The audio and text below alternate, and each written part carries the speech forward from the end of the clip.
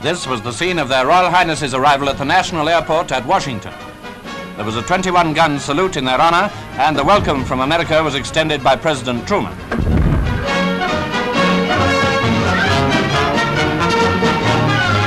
His wife and his daughter Margaret accompanied him, and the warmest greetings were exchanged.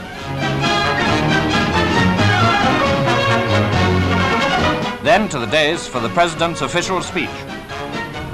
I think your visit will improve, if that's possible, the cordial relations which exist between our two great countries. And I hope that while you're here, you will have a very enjoyable time.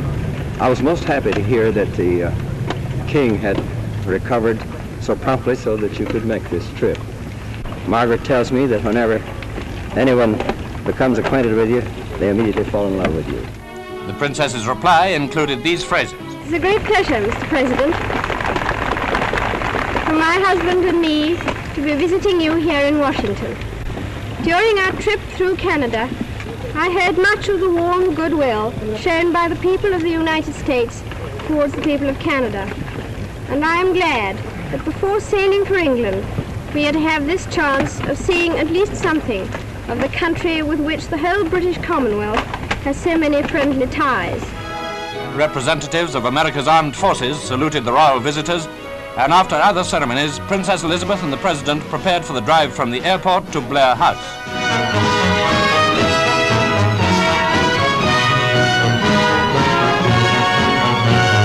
Prince Philip drove in the second car with Mrs. Truman and her daughter. It was a great occasion in Washington, of course, and the autumn sunshine added color to it. The people lining the route to the President's temporary residence were estimated to number over 500,000. This was the first formal visit by members of the royal family for 12 years. After a very brief halt had been made at Blair House, the Princess and the Duke went on to the Statler Hotel. Here were gathered nearly 1,000 men and women of the American press. The reception was very warm and friendly, I need hardly say. Mr. Wotton, ladies and gentlemen, my husband and I thank you for this welcome to Washington. Seeing so many of you here brings home to us in a vivid way the vast scale of the press, radio, television and newsreels of this country. In meeting you, I feel that I am meeting representatives of every part of your great nation.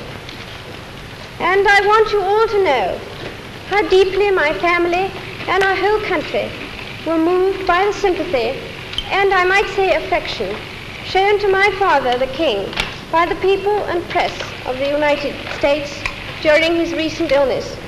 I'm sure we are going to enjoy every moment of our stay here. I'm glad, too, that I am to have the chance in a few minutes of meeting some of you personally.